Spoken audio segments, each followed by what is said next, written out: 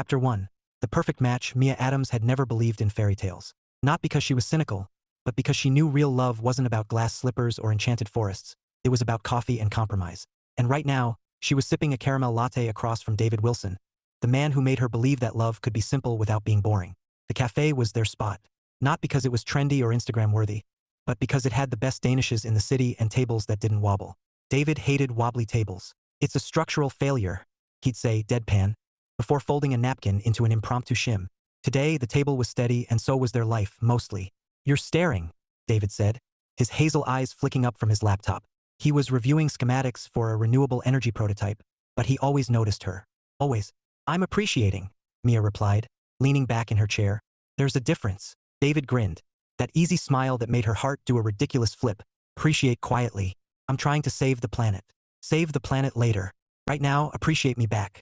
He closed the laptop with a soft click and gave her his full attention. You know I do. Every day. And he meant it. That was the thing about David, he didn't play word games. If he said something, it was true. No hidden meanings, no emotional booby traps. Just honesty served straight up like his coffee. Mia reached for her Danish, tearing off a piece and popping it into her mouth. Do you ever think about how easy this is? What? Breakfast? His tone was teasing, but his eyes were curious. No. Us. She gestured between them. 6 years, and we've never had a screaming match. No dramatic exits. No throwing things. David shrugged. Why would we? Life's hard enough without turning home into a battlefield. That's what I love about you, Mia said softly. You fight dragons at work, not at home. He chuckled. Dragons don't exist. Metaphorical dragons, she corrected, rolling her eyes. Deadlines, prototypes, bosses, fair. He reached across the table and brushed his thumb over her knuckles. You make it easy too, you know? She smiled, but inside, her thoughts tangled. Easy wasn't the word her friends would use. They called her relationship too perfect, like it was a crime. And lately, their comments had sharpened, little jabs disguised as jokes. Hope you're ready to give up your freedom. Marriage is just a fancy word for boredom. She laughed them off, but the truth was, their tone had changed since the engagement. 7 months of subtle digs, and she was starting to wonder if they were happy for her at all. David noticed the flicker of worry on her face. He always did. What's wrong? Nothing, she lied then sighed. Just thinking. About. She hesitated. Should she tell him now? Or wait? He'd find out eventually because she'd tell him. That was their rule. No guessing games. No secrets. But for now, she shook her head and smiled. About how lucky I am. David's brow furrowed like he wanted to press. But then he let it go. That was another thing she loved. He trusted her timing. They finished their coffee in comfortable silence, the kind that felt like home. Outside, the city buzzed with chaos. But inside, Mia felt steady, loved, safe.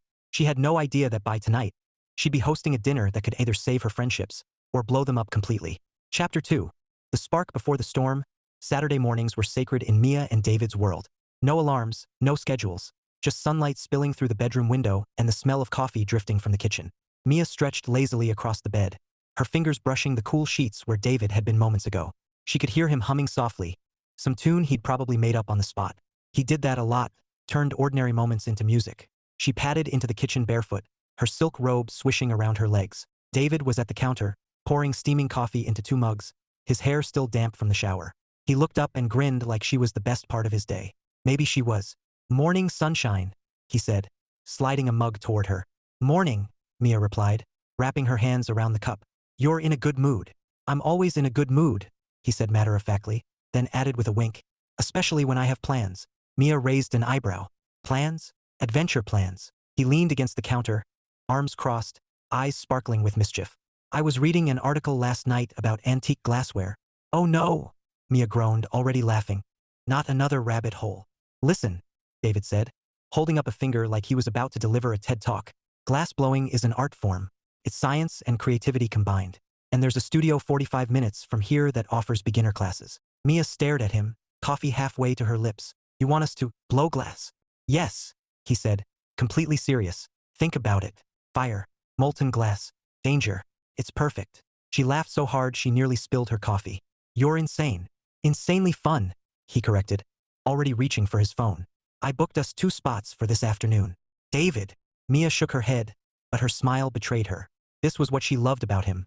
The spontaneity, the way he turned ordinary weekends into stories they'd tell for years. Fine. But if I end up with 3rd-degree burns, you're explaining that to my mother. Deal, he said, kissing her forehead before heading to the bedroom to grab his keys. The glass-blowing studio smelled faintly of smoke and something earthy, like clay and heat. Mia stood in front of a furnace that roared like a dragon, the irony not lost on her. David was beside her, safety goggles perched on his nose, looking like a kid on Christmas morning. Okay, the instructor said, her voice calm despite the inferno behind her. First rule, respect the heat. Second rule, don't panic. Comforting, Mia muttered, earning a grin from David. They watched the demonstration. A glowing blob of molten glass spun on a rod, shaped with tools that looked suspiciously like medieval torture devices. Then it was their turn. David went first, of course. He approached the furnace with the confidence of a man who believed physics was his friend. Mia held her breath as he dipped the rod into the molten glass, turning it slowly like the instructor had shown. For a moment it looked perfect until it didn't. The glass sagged like a sad balloon, wobbling dangerously. David tried to correct it, but the blob slipped off the rod and plopped onto the floor with a hiss. Well, he said cheerfully, that was educational. Mia laughed so hard she had to wipe tears from her eyes. You killed it. Art is subjective, David said solemnly, earning a chuckle from the instructor. When it was Mia's turn, she was determined to do better. She followed every instruction, her hands steady, her breath slow, and for a glorious 30 seconds, her creation looked decent. Then gravity betrayed her, and the glass warped into something that resembled a lopsided vase. Modern art, David declared, snapping a photo. We'll put it on the shelf next to my masterpiece. By the time they left the studio, their tragic creations were cooling on a rack, destined to become conversation pieces. Mia felt exhilarated, her cheeks flushed from laughter and heat. This was their life, messy, imperfect, and absolutely perfect. As they drove home, David reached across the console and laced his fingers with hers. You know, he said, his tone thoughtful, I think that's what makes us work. What? Mia asked, watching the sunlight dance across his profile. We don't need perfect, he said simply. We just need us. Her heart swelled, and for a moment, everything felt steady again. But in the back of her mind, a shadow lingered, the memory of her friend's sharp words, the way their laughter had turned brittle lately. She pushed it aside, focusing on the warmth of David's hand in hers. Tomorrow would be soon enough to face the storm. Chapter 3. The lunch that changed everything. The restaurant was chic, all glass walls and muted tones. The kind of place where conversations floated like bubbles above clinking glasses. Mia sat at the center of the table. Her friends gathered around her like satellites orbiting a star they weren't sure they wanted to share. It had started innocently enough, compliments on her engagement ring, jokes about wedding planning. But as the salads arrived, the tone shifted. Subtle at first, like a draft sneaking under a door. So, Jenna said, spearing a piece of arugula with unnecessary force. How does it feel to give up your freedom? Mia blinked. Excuse me? You know, Jenna continued, her smile too bright. Marriage. No more spontaneous girls' trips. No more late-night adventures. Just domestic bliss. Domestic bliss sounds pretty good to me, Mia said lightly, but her fingers tightened around her water glass. Across the table, Claire smirked. Until he starts telling you what you can and can't do. Mia set her glass down carefully. David doesn't tell me what to do.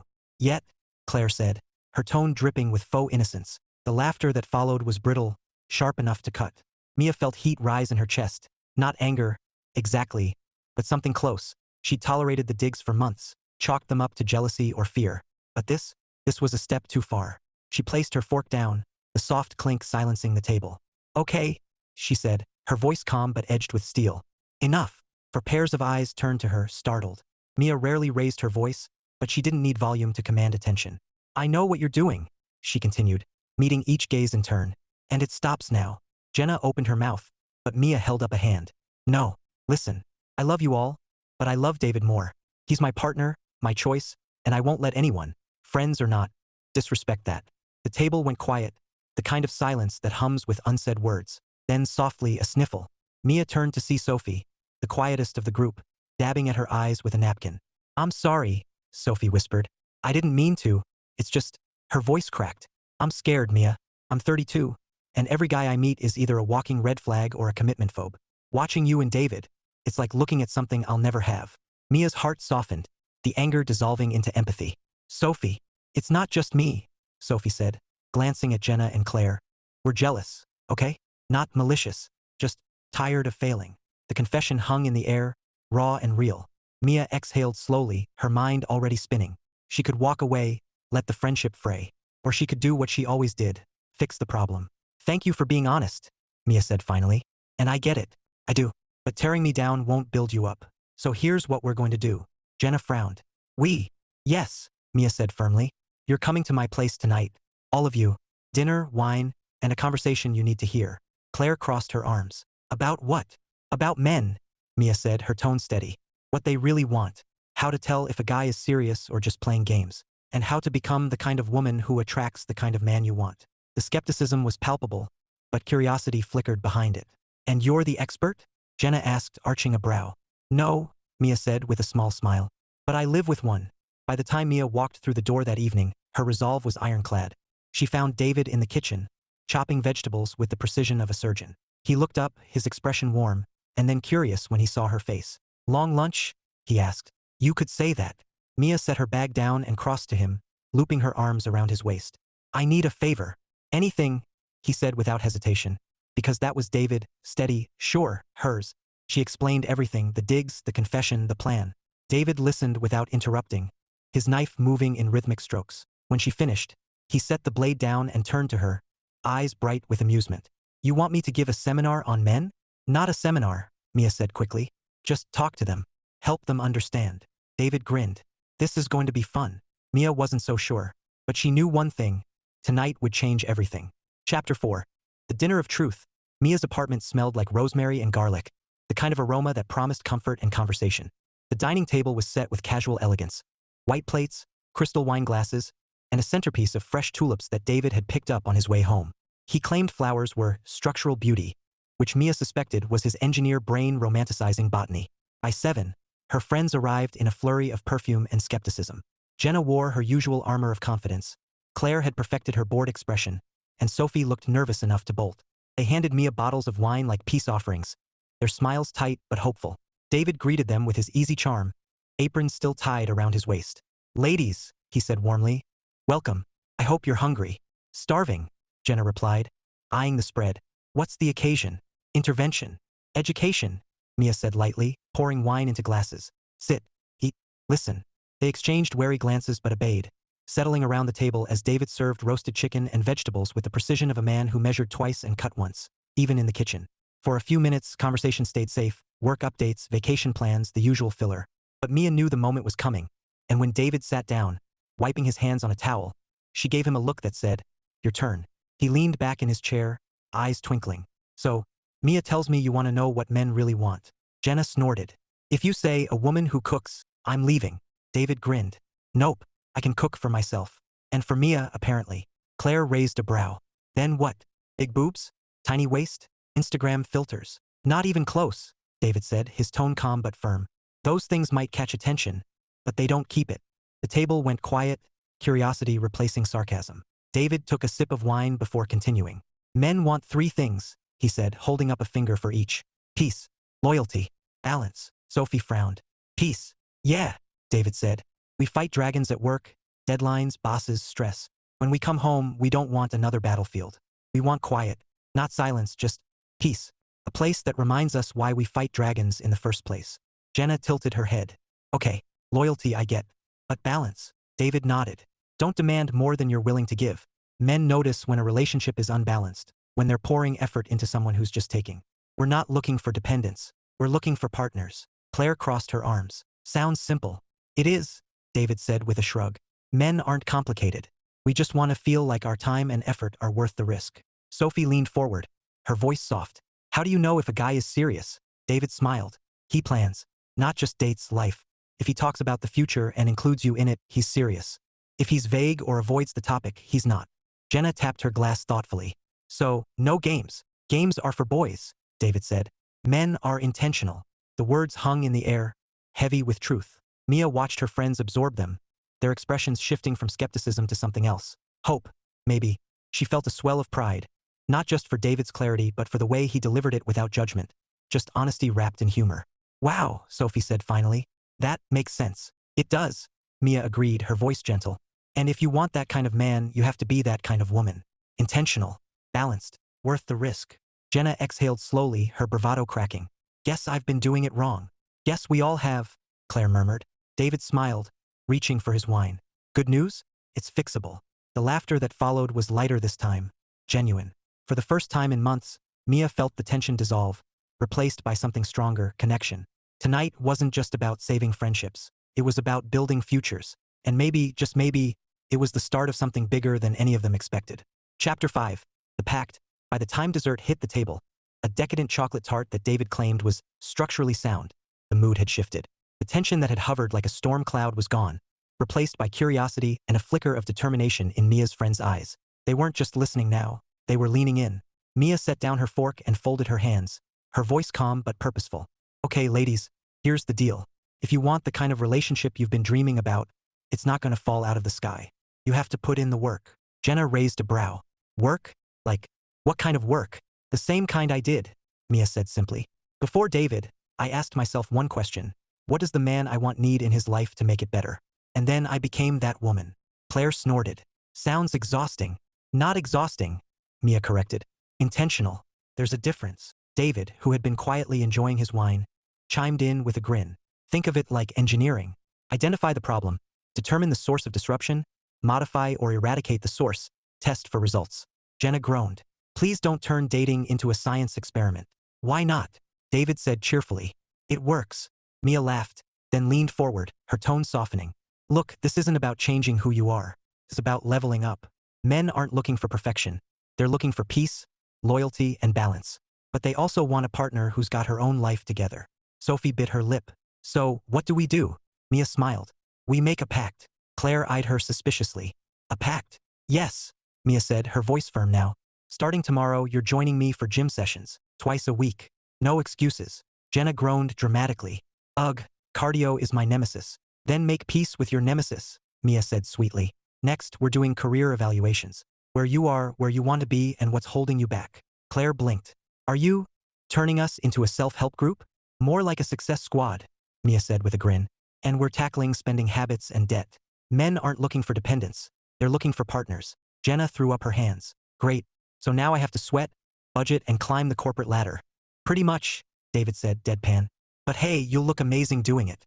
The table erupted in laughter, the kind that loosened knots and smoothed edges. For the first time in months, Mia felt hope, not just for her friends, but for the bond they shared. This wasn't about proving anything. It was about building something better together. Sophie raised her glass, her eyes bright. Okay, I'm in. Jenna sighed dramatically but lifted her glass too. Fine, but if I die on a treadmill, I'm haunting you. Claire smirked. Count me in. God help us all. Mia clinked her glass against theirs, her smile wide and sure. Welcome to the pact. David raised his own glass, his grin wicked. And for the record, I expect progress reports. Don't push it, Jenna said, laughing as she tossed a napkin at him. As the night wound down, Mia felt a surge of excitement. This was more than a dinner. It was the start of a transformation. A hilarious, chaotic, life-changing adventure. And if she knew her friends, it was going to be anything but boring. Chapter 6. The Wedding Countdown. The next morning, Mia woke to the sound of David humming in the kitchen again. This time, a tune suspiciously similar to the wedding march. She groaned into her pillow. It begins. When she shuffled into the kitchen, David was surrounded by a battlefield of wedding magazines, color swatches, and a laptop open to a seating chart app. He looked up, grinning like a man who had conquered Rome. Morning, future Mrs. Wilson, he said, sliding a mug of coffee toward her. Mia eyed the chaos. What is all this? Wedding prep, David said proudly. I've been researching optimal seating arrangements to minimize conflict and maximize conversation flow. She blinked. You made a spreadsheet for seating charts? 2 spreadsheets, he corrected. One for family dynamics, one for friend clusters, and a contingency plan for unexpected drama. Mia laughed, sinking into a chair. You're ridiculous. Ridiculously prepared, he said, tapping the laptop. Now, question 1. Cake flavors. Chocolate, Mia said immediately. Classic, David nodded. But what about a second tier? Vanilla? Red velvet?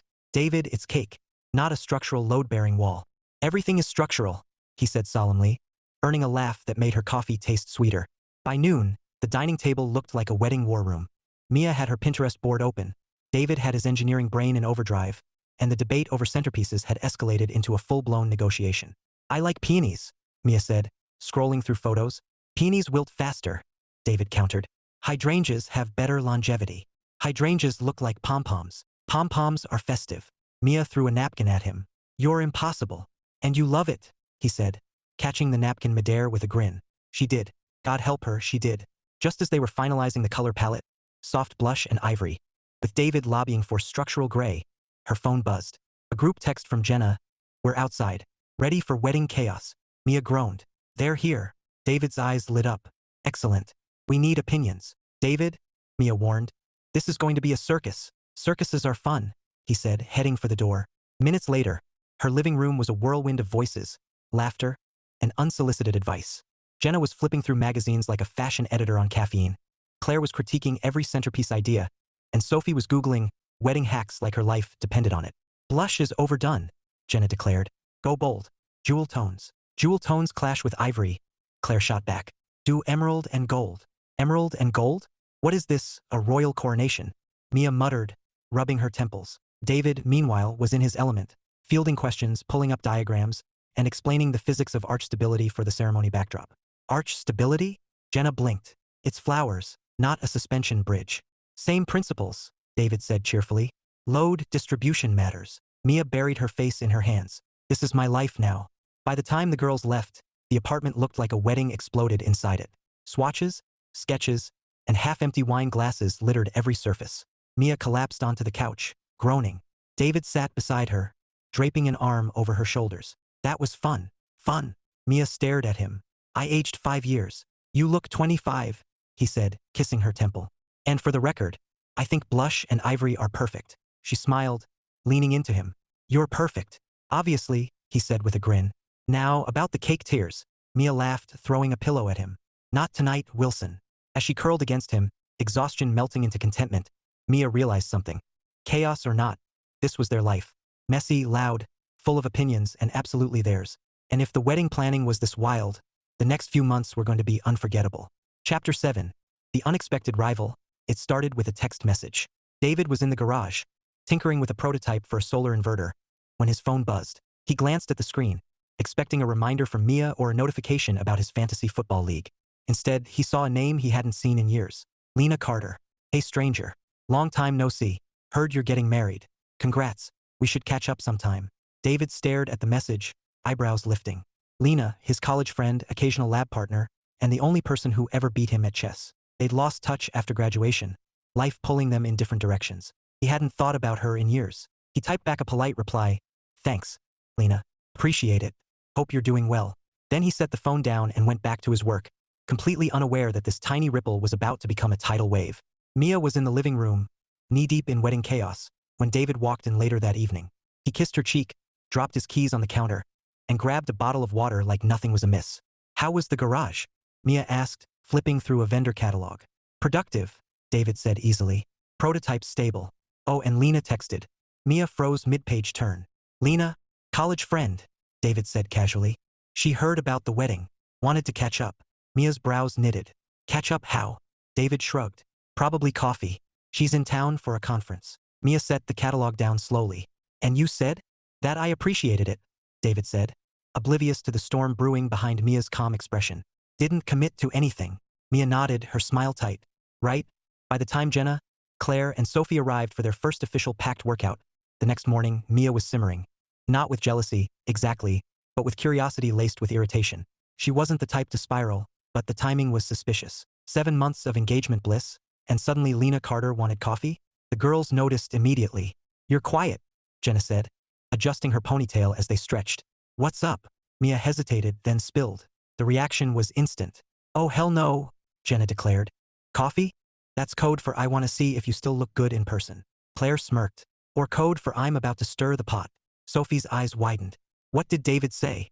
That he appreciated it, Mia said, mimicking his calm tone. Like it was a weather report. Jenna groaned. Man. Claire crossed her arms. So what's the plan? Mia straightened, her resolve hardening. The plan is nothing. I trust David. Jenna blinked. That's it. Yes, Mia said firmly. But if Lena thinks she's going to waltz in and play games, she's in for a surprise. 2 days later, the surprise arrived in the form of Lena herself, at the same cafe where Mia and David had shared countless quiet mornings. Mia walked in for her usual caramel latte and froze when she saw them. David and Lena at a corner table, laughing over coffee like old times. Lena was stunning. Sleek hair, tailored blazer, the kind of woman who looked like she belonged in a magazine spread titled Power Moves. Mia felt a flicker of something sharp, then smoothed it over with a smile that could cut glass. She walked up, calm and collected. David. He looked up, his face lighting up like always. Hey, babe. You remember Lena? Of course, Mia said sweetly, extending a hand. The chess champion. Lena blinked, surprised. Wow, you remember that.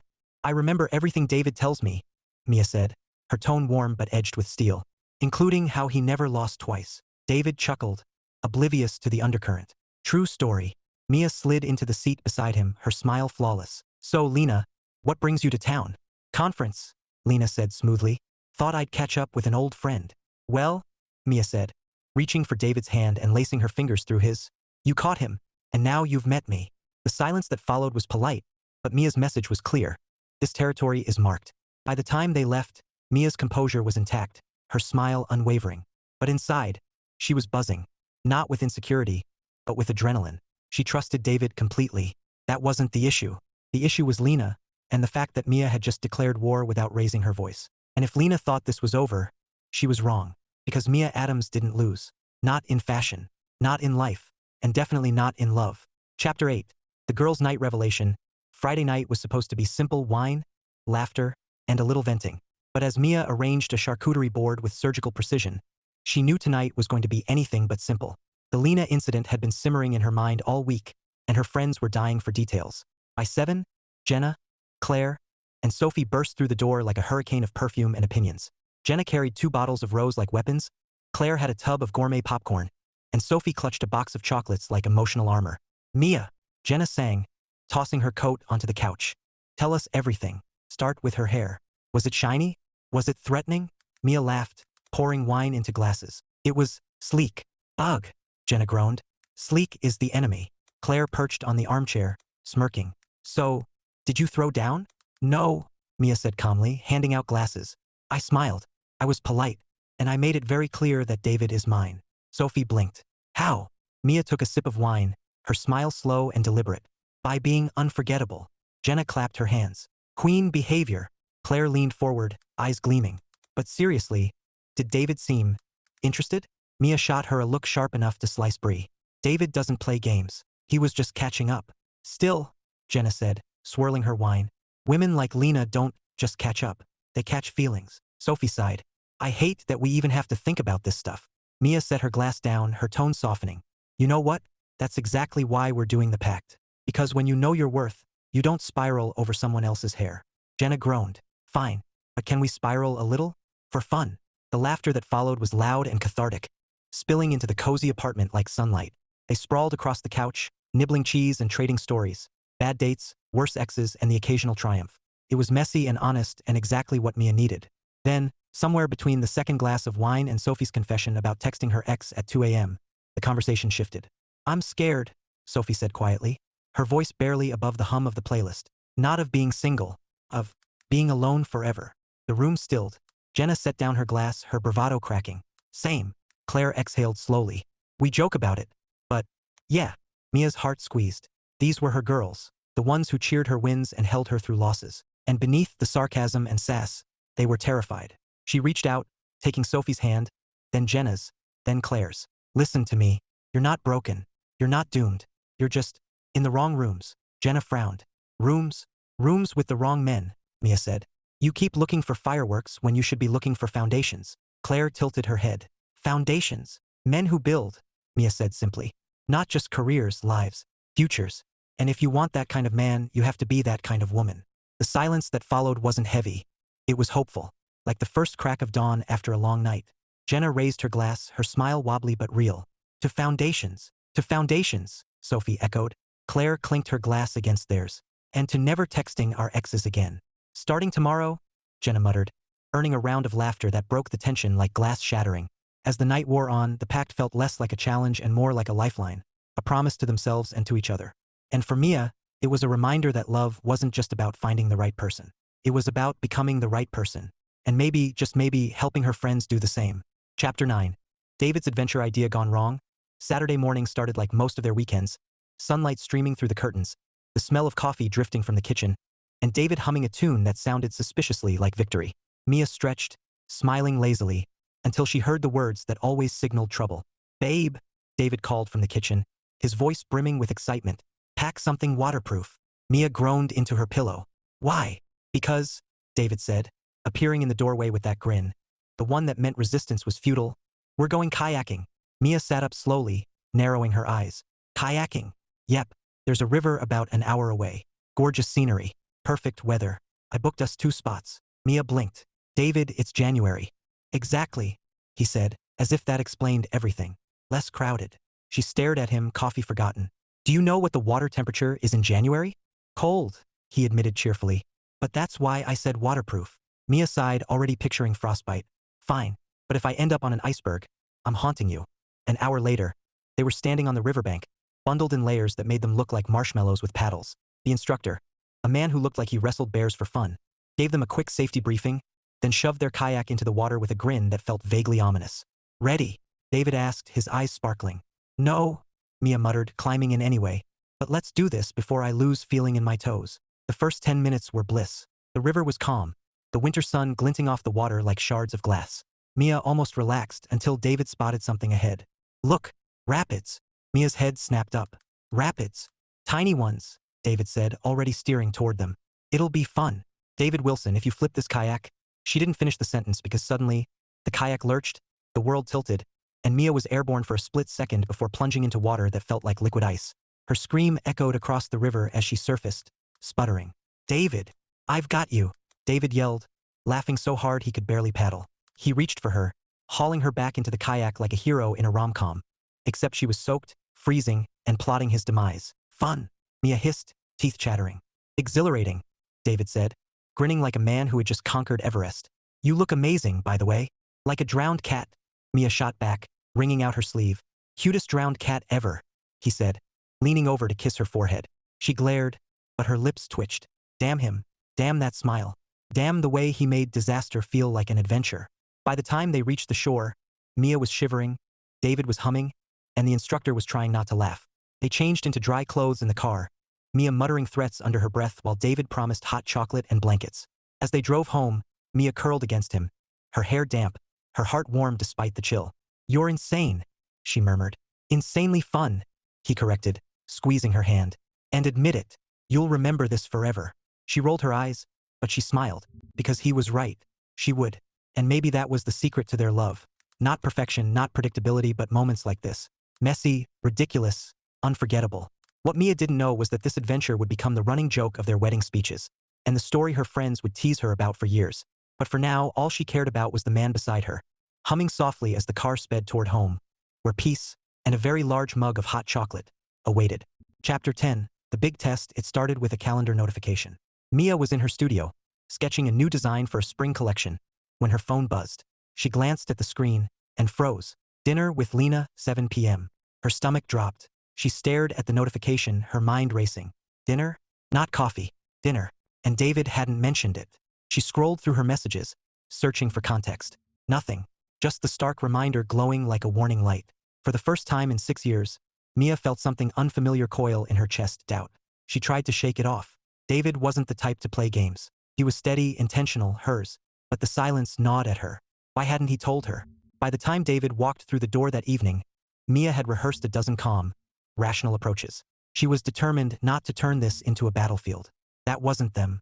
They didn't do screaming matches. They did coffee and danishes. So when David kissed her cheek and asked about her day, Mia smiled, tight, controlled, and said, "We need to talk."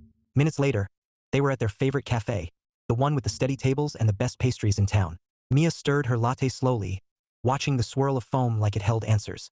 David leaned forward, concern etched across his face. "Okay, what's going on?" Mia took a breath, her voice steady. "Why is there a calendar reminder for dinner with Lena?" David blinked, then laughed softly. A sound that didn't feel mocking, just surprised. "Oh, that." "Yes," Mia said, her tone cool. "That." David reached across the table, his hand warm against hers. "Babe, it's not what you think. She invited me to dinner with a group from her conference. Networking stuff. I said I'd check with you first." Mia frowned. "Check with me?" "Yeah," David said calmly. "I didn't confirm. I put it on the calendar so I wouldn't forget to ask." She stared at him, the knot in her chest loosening but not disappearing. "You didn't mention it." "I should have," he admitted, his voice soft. "That's on me. I wasn't hiding it, Mia. I don't hide things from you." And she knew that. Deep down, she knew. But the image of Lena, sleek, confident, laughing over coffee, flashed in her mind, and insecurity whispered its poison. Mia exhaled slowly. "I trust you," she said, her voice quiet. "I just didn't like how it felt." David squeezed her hand, his gaze steady. "Then let's fix it. No dinner. No networking. I'll email her tonight." Mia blinked. "You don't have to," I want to, David said simply, because peace matters, and you matter more than any conference dinner. Her throat tightened. This was why she loved him, not because he was perfect, but because he was intentional. He didn't argue. He didn't deflect. He solved the problem. She smiled, tears pricking her eyes. Coffee and danishes, she murmured. David grinned. Our secret weapon. They sat in comfortable silence, the hum of the cafe wrapping around them like a warm blanket. Outside, the city buzzed with chaos, but inside, Mia felt steady again, loved, safe. And as David ordered an extra Danish for structural integrity, Mia realized something. Trust wasn't about never feeling doubt. It was about choosing to believe anyway, and having a partner who made that choice easy. By the time they left, the knot was gone, replaced by laughter and crumbs. The test hadn't broken them. It had strengthened them. And Mia knew one thing for sure. If this was the hardest storm they faced, they were going to be just fine. Chapter 11. The Friend's Transformation. 3 weeks into the pact, Mia's apartment looked less like a fashion designer's sanctuary and more like a motivational boot camp. Yoga mats were stacked in the corner. A whiteboard covered in career goals leaned against the wall, and Jenna's abandoned sneakers sat like a monument to resistance. Okay, Mia said, clapping her hands as her friends groaned through their last set of squats. That's 20. Great job. Great job. Jenna wheezed, collapsing onto the mat. I saw my soul leave my body at 15. Claire flopped beside her, fanning herself dramatically. If men want peace, they should marry my corpse. Sophie, surprisingly, was still standing, sweaty but smiling. I feel amazing, she said, grabbing her water bottle. Like, strong. Mia grinned. That's because you are. Jenna rolled her eyes. Don't start with the inspirational quotes. I'm fragile. But beneath the sarcasm, Mia saw something different in all of them. A spark. It wasn't just the workouts. It was the shift in mindset. They were showing up for themselves, and it was starting to show. After the gym sessions came the career talks. Mia hosted them at her dining table, armed with laptops, coffee, and a spreadsheet that would have made David proud. Okay, Mia said, pointing at Jenna. You hate your job. Why? Because my boss is a troll, Jenna said flatly. And my paycheck is an insult. Then we fix it, Mia said. Update your resume. Apply for positions that match your skills. No more settling. Claire groaned. Can we not turn this into LinkedIn Live? Yes, we can, Mia said sweetly. Because men aren't looking for someone who's stuck. They want someone who's moving forward. Sophie nodded, her eyes bright. I've been thinking about taking a certification course for project management. Mia beamed. Do it. That's exactly the kind of intentional move that changes everything. Jenna sighed, but Mia caught the flicker of determination behind it. Fine. But if I end up in a cubicle, I'm blaming you. The funniest part? The spending habit overhaul. Mia had them bring their credit card statements, and what followed was pure chaos. Jenna, Mia said, staring at the paper. You spent $400 on candles? They were artisanal. Jenna protested. And scented like ambition. Claire snorted. You bought ambition. I bought shoes. At least mine are functional. Sophie blushed. I might have a subscription problem. Mia raised a brow. How many? 6, Sophie whispered. The laughter that erupted was so loud. David poked his head in from the kitchen, holding a plate of cookies. Everything okay in here? Financial intervention, Mia said, grabbing a cookie. Don't judge. David grinned. No judgment, just structural support. By the end of the month, the changes were undeniable. Sophie had enrolled in her certification course. Jenna had 3 interviews lined up. Claire had started a side hustle designing social media graphics. And all 3 were glowing, not just from the workouts, but from the confidence blooming inside them. One night, after a particularly brutal spin class, Jenna flopped onto Mia's couch and groaned. Okay, I hate to admit this, but I feel good. Claire nodded reluctantly. Same. Don't tell anyone. Sophie smiled, her eyes shining. I think I'm ready to start dating again. Mia's heart swelled. This was why she'd done it. Not to fix them, but to remind them they weren't broken. They were powerful. They just needed a push. And as she curled up next to David later that night, listening to him hum softly while scrolling through wedding playlists, Mia realized something. Love wasn't just about 2 people. It was about the circle around them, the friends who laughed, cried, and grew together. And maybe, just maybe, this pact was the beginning of more than one happily ever after. Chapter 12. The wedding day. The morning of the wedding dawned bright and beautiful, at least outside. Inside Mia's hotel suite, it was a full-blown circus. Where's my lipstick? Jenna shrieked, rifling through a makeup bag like a woman possessed. Claire was pacing with a clipboard, barking orders at the florist on speakerphone. No, not ivory roses, blush. Blush. Like the Pinterest board. Do you even know blush? Sophie sat cross-legged on the floor, trying to calm a trembling flower girl with gummy bears and affirmations. You're a princess. You've got this. Deep breaths. And Mia? Mia stood in front of the mirror, her wedding gown hugging her curves like a whispered promise, her veil cascading like silk rain. She looked radiant, except for the tiny flicker of panic in her eyes. "Breathe," Jenna said, appearing behind her with the lipstick triumphantly in hand. "You're fine. You're gorgeous. You're marrying the man who thinks arch stability is romantic." Mia laughed, the tension cracking. "God, I love him." "Good," Jenna said, swiping color across Mia's lips. "Because if you didn't, this would be awkward." Downstairs, David was the picture of calm, at least on the outside. Inside, he was running through contingency plans for everything from seating chart disasters to structural failure of the floral arch. He adjusted his tie, checked his watch, and smiled when his best man muttered, "You look like you're about to negotiate a merger." "Marriage is a merger," David said lightly, "with better dividends." The best man groaned. "You're insufferable." David grinned. "And Mia loves it." The ceremony was set in a sunlit garden, blush and ivory blooms framing the aisle like a dream. Guests murmured, cameras clicked, and somewhere in the chaos, Jenna was threatening a caterer over canopy placement, while Claire redirected a rogue musician who thought jazz was appropriate for the bridal march. Then the music swelled, and everything stilled. Mia appeared at the end of the aisle, her father at her side, her smile soft and sure. David's breath caught, because in that moment spreadsheets and seating charts didn't matter. Nothing did except her. When she reached him, he whispered, "You're perfect." She whispered back, "Obviously." The laughter rippled through the crowd, breaking the tension like sunlight through clouds. The vows were simple, intentional, just like them. "I promise," David said, his voice steady, "to fight dragons at work, never at home. To choose peace, loyalty, and balance every day. And to always bring coffee and danishes when we disagree." Mia laughed softly, tears glinting in her eyes. "I promise to be your partner, your safe place, and your biggest adventure. Even when that adventure involves freezing rivers and questionable kayaks." The guests chuckled, and David grinned. "Worth it." When the officiant pronounced them husband and wife, the kiss was everything. Soft and fierce, tender and certain. The kind of kiss that said forever isn't long enough. The reception was a glorious mess of laughter, dancing, and speeches that veered between heartfelt and hilariously inappropriate. Jenna toasted to structural integrity in marriage. Claire roasted David for his obsession with hydrangeas, and Sophie, glowing with confidence, caught the bouquet and blushed like a woman who believed in second chances. As Mia and David swayed under the fairy lights, her head resting on his shoulder, he murmured, "So, what's next?" She smiled, her heart full. "Whatever we want."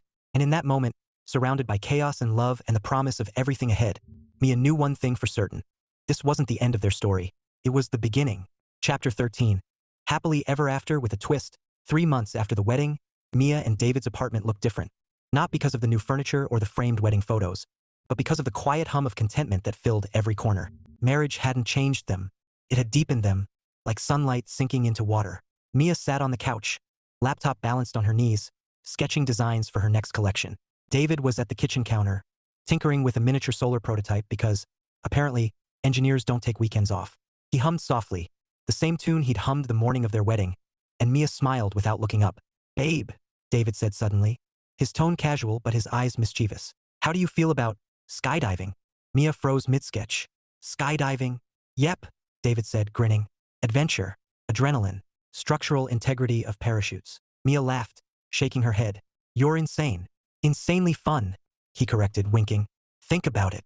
She rolled her eyes, but her heart warmed. This was them. Still chasing adventures, still laughing through chaos, still choosing each other every day. Later that evening, Mia's phone buzzed with a group text from Jenna, Claire, and Sophie. She opened it and grinned. "Jenna, update. Got the job. Salary bump. Drinks on me next Friday." Claire, "Side hustle is booming.